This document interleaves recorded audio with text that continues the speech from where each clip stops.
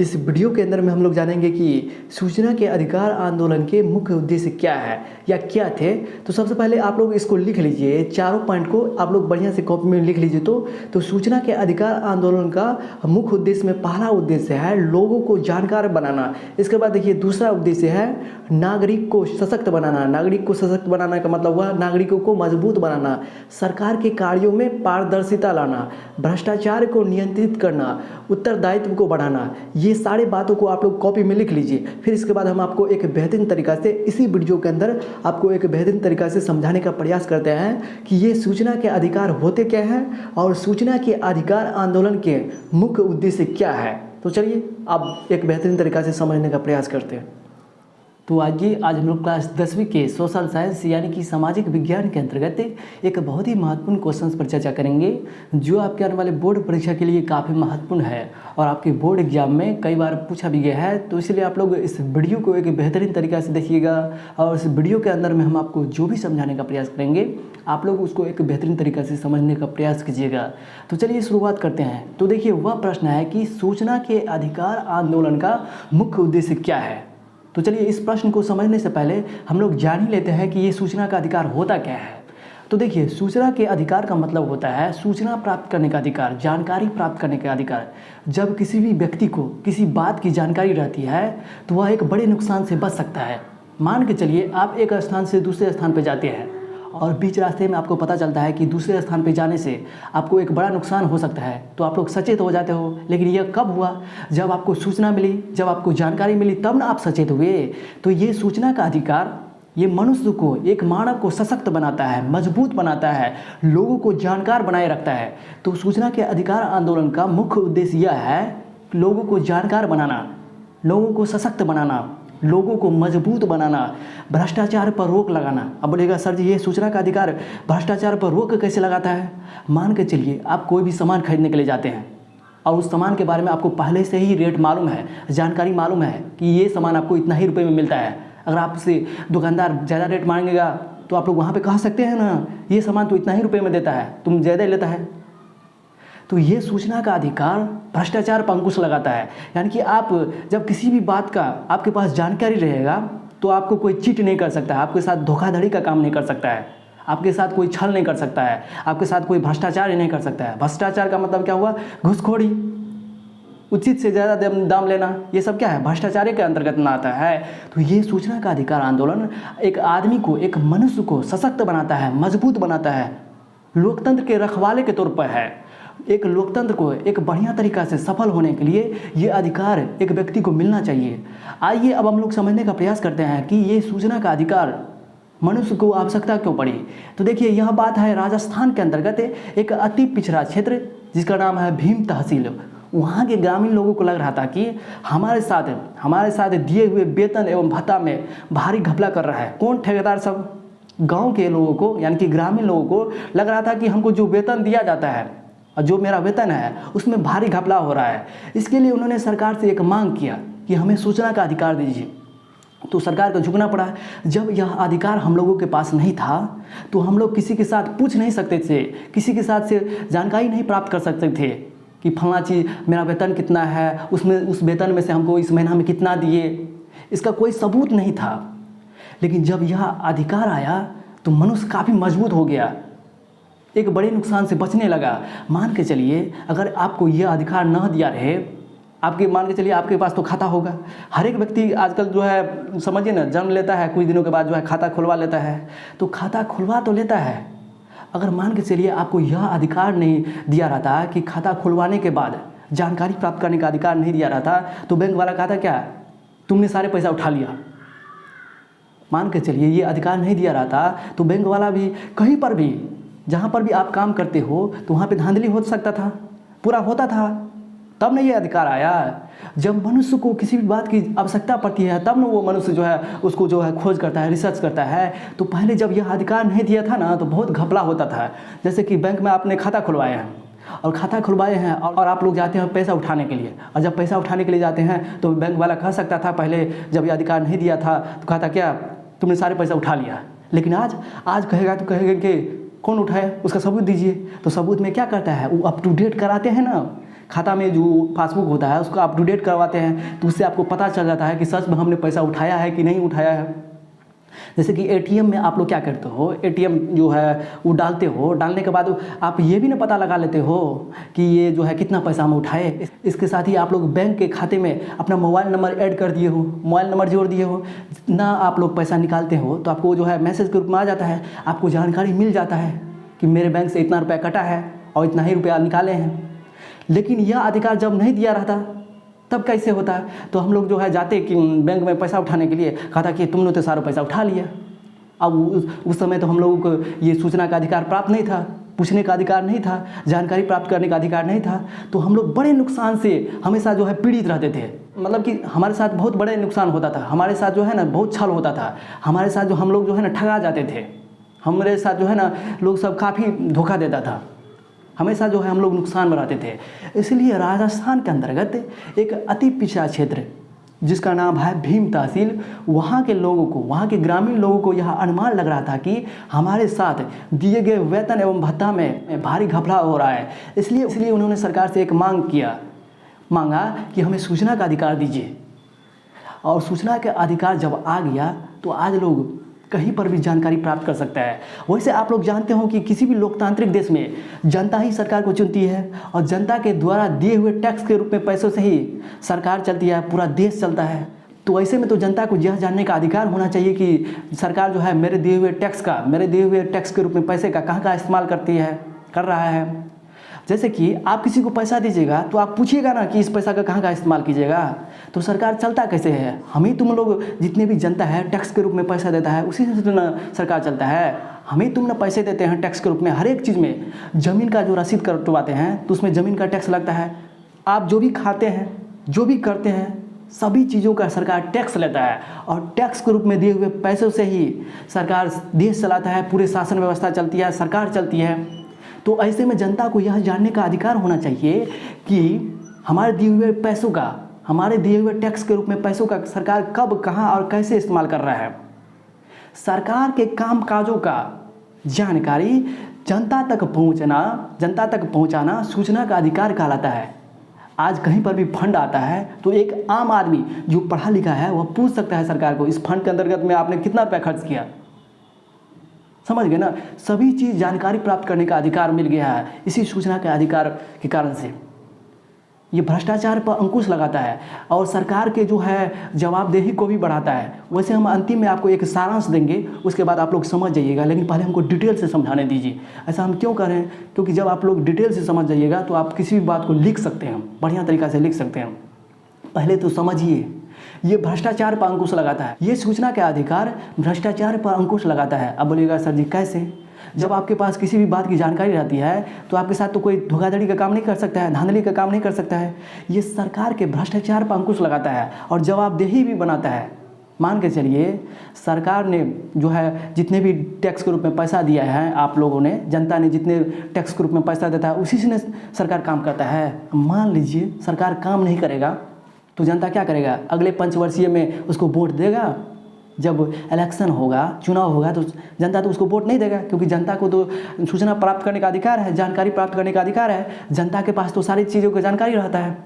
जो पढ़े लिखे रहते हैं सो मान के चलिए जो पढ़े लिखे है ये नहीं है, उसको मालूम ही नहीं है सूचना का अधिकार क्या है। सूचना का अधिकार बहुत बड़ा अधिकार है, ये मनुष्य को होना चाहिए। अगर सूचना का अधिकार नहीं रहेगा मनुष्य के पास तो मनुष्य समझिए ना हमेशा ठगाते रहेगा, हमेशा उसके साथ जो है धोखाधड़ी का काम होगा, वो हमेशा नुकसान में रहेगा। ये सरकार की जवाबदेही को भी बढ़ाता है। कैसी जवाबदेही को बढ़ाता है? मान लीजिए कोई भी सरकार अपने शासनकाल में, 5 वर्ष का शासनकाल होता है, तो उसके शासनकाल में काम बढ़िया तरीक़ा से नहीं किया और पैसा का जो है घटोलाबाजी करता है, जैसे लालू यादव की तरह। लालू यादव, उसका परिवार क्या है? घटोले में जल गया है। तो सरकार, तो जनता क्या उसको कभी वोट देगा? तो सरकार को भी जवाब देना पड़ता है, जवाब देना भी चाहिए, क्योंकि जितने भी पैसा होता है टैक्स के रूप में हम ही लोग देते हैं, सारी जनता देते हैं। और उसी टैक्स के पैसे से सरकार जितने भी काम करते हैं, चाहे रोड बनाना, हॉस्पिटल बनाना, सारे चीज़, जितने भी उद्योग, फैक्ट्री लगाना, बल्ब, विद्युत देना, तो हम ही लोगों के टैक्स के रूप में दिए हुए पैसे से सारे सरकार काम करता है। तो ये सरकार को जवाबदेही भी बनाता है, क्योंकि जब सूचना का अधिकार मिल गया तो सभी व्यक्तियों को जो पढ़े लिखे हैं वैसे कोई भी इस अधिकार का उपयोग कर सकता है। तो लोगों को मालूम चल जाता है कि इस साल इतना टैक्स के रूप में पैसा हुआ सरकार को, और सरकार ने कहाँ कहाँ इस्तेमाल किया। और सरकार अगर गलत तरीक़ा से इस्तेमाल करेगा तो जनते हैं, जो भी कुछ करेगा सरकार को जनता का जवाब देना पड़ता है। इसलिए ये जो अधिकार होता है सरकार को जवाबदेही यानी कि उत्तरदायित्व को बढ़ाता है, भ्रष्टाचार को नियंत्रित करता है। समझ गए ना? तो आइए एक बार फिर हम आपको एक बेहतरीन तरीका से समझाने का प्रयास करते हैं कि सूचना के अधिकार आंदोलन के मुख्य उद्देश्य क्या है। इस प्रश्न को समझने से पहले हम आपको बताएं कि सूचना का अधिकार होता क्या है। तो सूचना के अधिकार का मतलब होता है सूचना प्राप्त करने का अधिकार, जानकारी प्राप्त करने का अधिकार। क्योंकि जब किसी व्यक्ति के पास किसी बात की जानकारी रहती है तो वह एक बड़े नुकसान से बच सकता है। उसको कोई धोखाधड़ी का काम नहीं कर सकता है, उसके साथ कोई छल नहीं कर सकता है, उसको कोई धोखा नहीं दे सकता है। तो इसीलिए ये अधिकार मनुष्य को सशक्त बनाता है। पहला, ये क्लास 10वीं का है, क्लास 10वीं के सोशल साइंस का बहुत ही महत्वपूर्ण क्वेश्चन है, लेकिन पूछा जाएगा आपके बोर्ड एग्जाम में कि सूचना के अधिकार आंदोलन के मुख्य उद्देश्य क्या है। लेकिन जब पूछ देगा कि सूचना के अधिकार क्या है, सूचना के अधिकार आंदोलन के मुख्य उद्देश्य क्या है, तो आप लोग जब तक बढ़िया तरीक़ा से नहीं समझिएगा तब तक जवाब एक बेहतरीन तरीक़ा से कैसे दे पाइएगा। इसके लिए तो आपको एक बेहतरीन तरीक़ा से समझना होगा।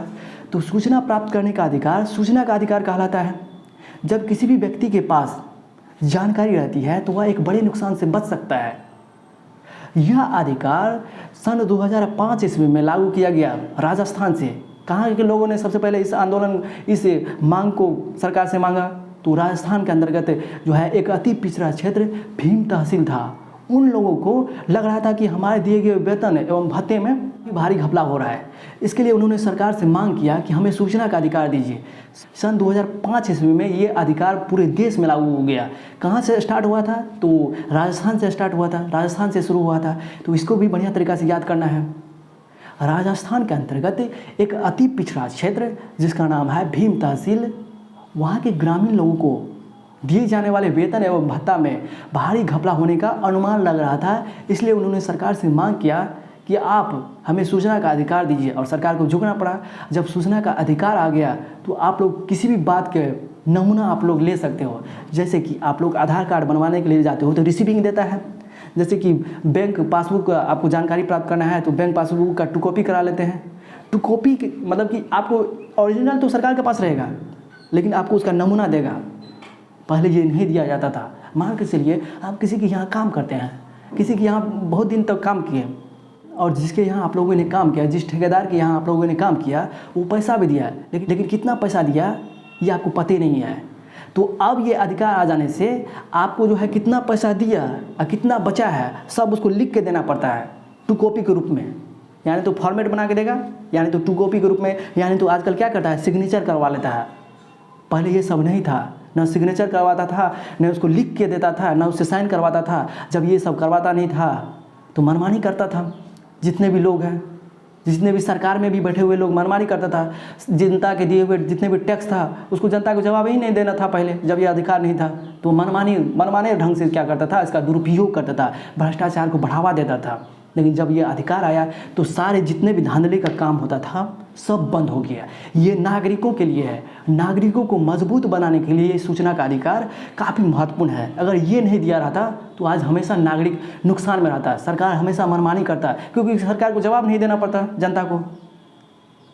जनते को खाते हैं, जनते के दिए हुए पैसे से, टैक्स के रूप में पैसे से सारा काम चलता है, और जनते को जवाब नहीं दीजिएगा तो कैसे होगा। इसीलिए उन्होंने सरकार से मांग किया। आइए अब हम लोग जो है डायरेक्ट प्रश्न पर आते हैं। डायरेक्ट प्रश्न आपका क्या है? सूचना के अधिकार आंदोलन का मुख्य उद्देश्य क्या है? तो पहला उद्देश्य है लोगों को जानकार बनाए रखना। सूचना के अधिकार आंदोलन का मुख्य उद्देश्य क्या है? लोगों को जानकार बनाए रखना। दूसरा क्या है? भ्रष्टाचार पर रोक लगाना। तीसरा क्या है? सरकार के उत्तरदायित्व को बढ़ाना। उत्तरदायित्व को बढ़ाना का मतलब क्या है? जवाबदेही देना, जवाबदेह बनाना। तीसरा, सरकार के कार्यों में पारदर्शिता लाना। सरकार के कार्यों में पारदर्शिता लाना। पारदर्शिता का मतलब क्या हुआ? जो भी सरकार काम कर रही है उसकी सूचना जनताओं तक पहुंचना। सरकारी कामकाजों का, जितने भी सरकार काम करते हैं उन सारी कामों का सूचना जनता तक पहुंचाना सूचना का अधिकार कहलाता है। सरकार के कामकाजों का देख रेख उसकी जानकारी जनता तक पहुंचना सूचना का अधिकार कहलाता है। समझ गए ना? सूचना प्राप्त करने के अधिकार को हम लोग कहते हैं सूचना प्राप्त का अधिकार। तो इतने सारे बातों को जब तक आप लोग बढ़िया तरीक़ा से एक बेहतरीन तरीक़ा से नहीं समझ पाइएगा, तब तक कैसे आप लोग एक बेहतरीन तरीक़ा से किसी भी बात को जवाब दे पाइएगा। तो इसलिए किसी भी बात को एक बेहतरीन तरीक़ा से समझिएगा, तभी आप लोग आगे आने वाले समय में एक बेहतर तरीक़ा से लिख पाइएगा और जीवन में कुछ बड़ा कर पाइएगा। इसीलिए रटिए मत, किसी भी बात को पढ़िए, समझिए उसको। समझ गए ना? तो चलिए फिर मिलेंगे नई वीडियो में, तब तक के लिए हमें विदा दीजिए। जय हिंद, जय भारत। और इससे पहले यदि आप लोग क्लास 10th में एक बेहतर अंक लाना चाहते हैं तो इस चैनल के माध्यम से आपके क्लास 10वीं में मैथमेटिक्स चाहे हो, इसके बाद साइंस हो, सोशल साइंस हो, मैथिली हो, हिंदी हो, जो भी विषयों के ऊपर आपको ऑब्जेक्टिव याद करना है, तो इस चैनल के माध्यम से पहले ही सारे ऑब्जेक्टिव को बेहतरीन तरीक़ा से करा दिया गया है।